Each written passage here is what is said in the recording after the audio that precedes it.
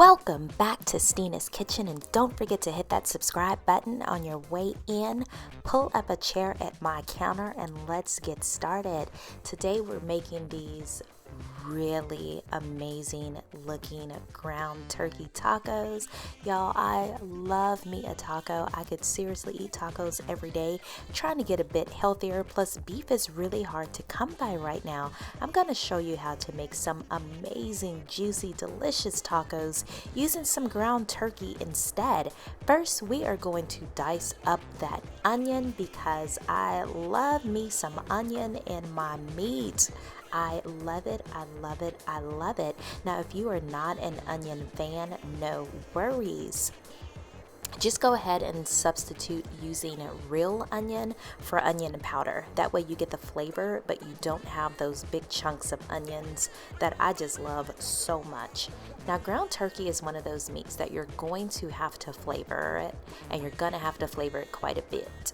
It's usually very lean. It doesn't have a strong taste, but that's excellent for recipes because that means you can manipulate it to taste how you want it to taste. We're going to make it taste like taco meat, ground beef, whatever, and it's going to be delectable. Just keep on watching.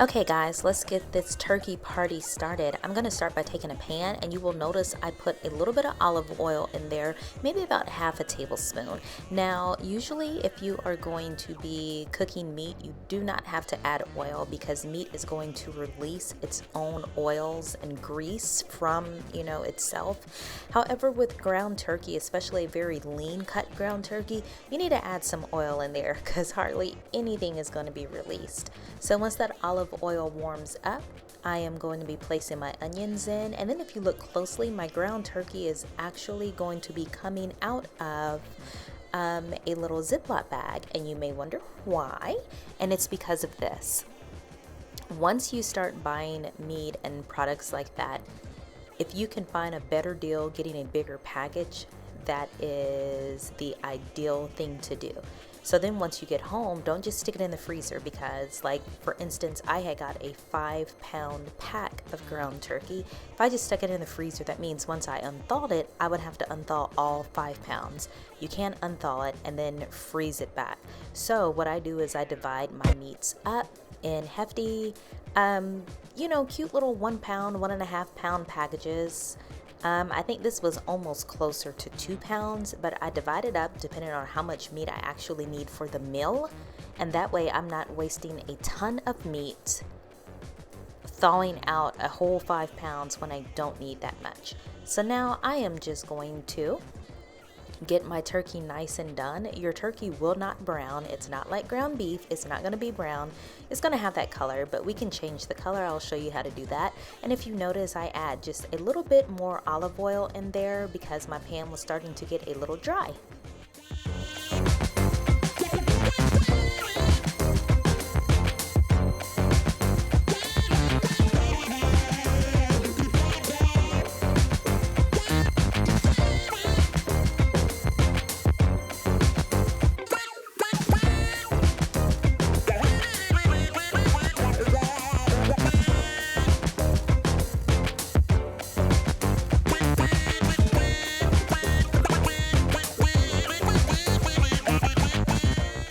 My channel is geared a little bit more towards beginner cooks than more advanced cooks. I don't know if you guys have made tacos before, but usually you cook your meat, then you add water and some seasoning. We're going to do the same thing to this ground turkey.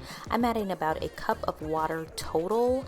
I add some, then I go back in and add a little bit more, and then to this I'm going to add just about half of a tablespoon of garlic powder, so you will see me sprinkle that in.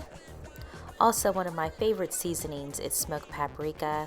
If I could use it on everything, I absolutely would. I'm going to be adding half a tablespoon of that as well. So that's me adding the garlic powder. I'm going to be coming back in with the smoked paprika.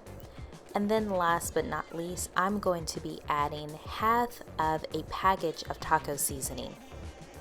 Now, I am not a taco seasoning fan. Just to be honest with you, I would actually prefer to have my tacos without the taco seasoning. However, I was cooking for my husband as well tonight, and I know he likes that taco flavoring on there, so I added half of a package. I compromised, but you want to add your seasonings in, and then that water that you put in the pan with it, it will kind of like immerse all of those seasonings in your meat. Your turkey will be good, juicy, flavorful, and delicious.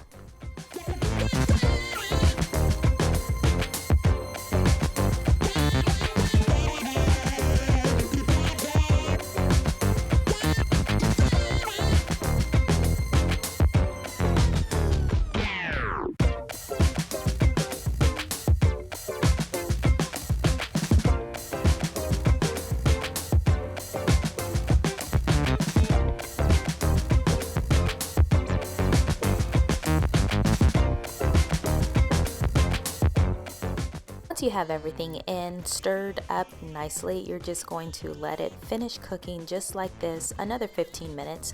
Stir it just to make sure that it doesn't stick or anything at the bottom. But let's get into these yummy toppings that we're going to add on here, which really make the taco, in my opinion.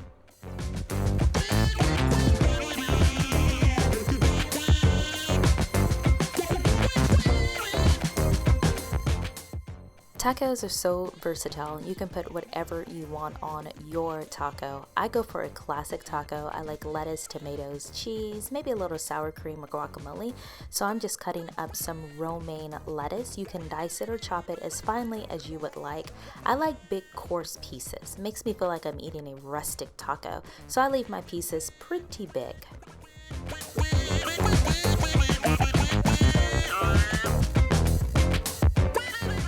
My channel is all about using what you had. I didn't have big tomatoes. I had these cherry tomatoes that I had used for a salad. So I just decided to go ahead, chop these up as well, just to use in my tacos. If you're chopping them this size, it doesn't really matter the size of the tomato you're using.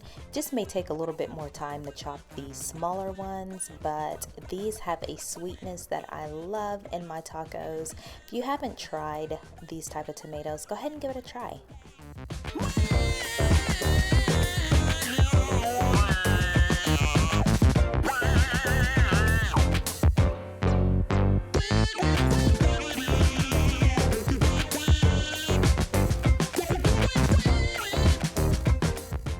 I absolutely swear to you, the best part of the taco are the toppings. Doesn't this look just good and refreshing? Let me show you the taco shells that I'm using.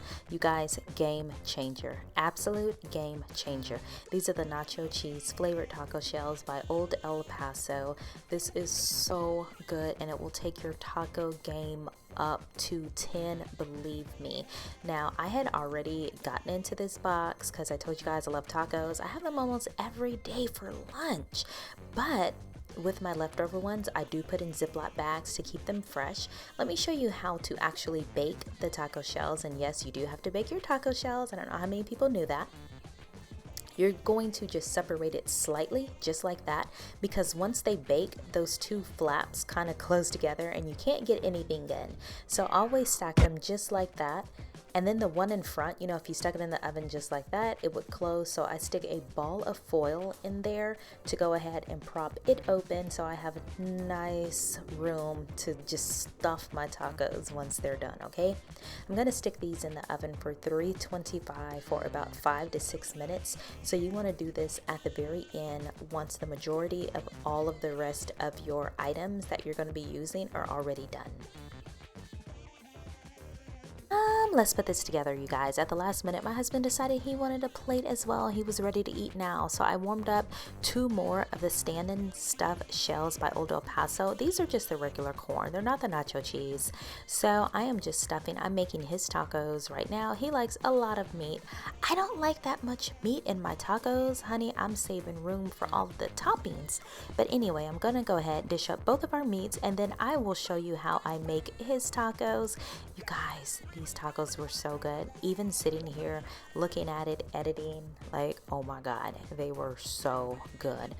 So making his, I pour a little bit of picante sauce over the meat just because it kind of, you know, gels everything together in my opinion. So I start with the lettuce because that's going to be closest to the meat, and I put my toppings on top of this so it works as like a little barrier.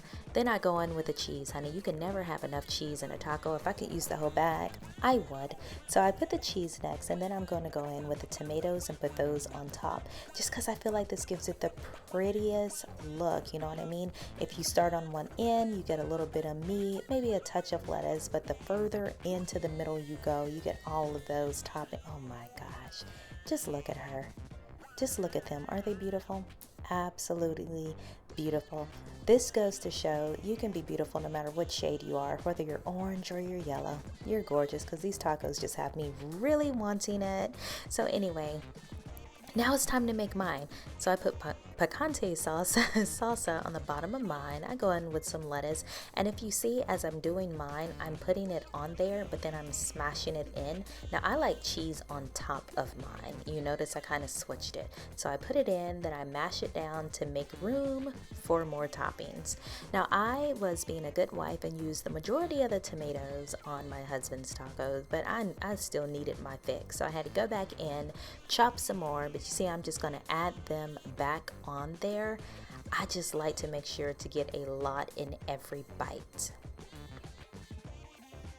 So going through adding some of that leftover lettuce, you know, it's almost like a salad if you think of it. No, maybe not. Anyway, so I am going to be using the guacamole that I picked up from Aldi's. This is the homestyle guacamole. This stuff is so good. If you guys want to see a video about making homemade guacamole, I'll definitely do that. But if you don't have time or just don't want to take the effort to do it, this stuff is so good, and I just spread it all over my tacos.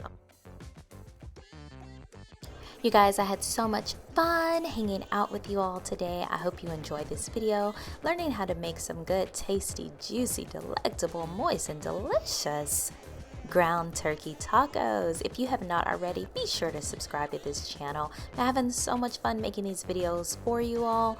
Don't forget to give this video a like, and I will see you all in the next video. Bye from Stina's Kitchen.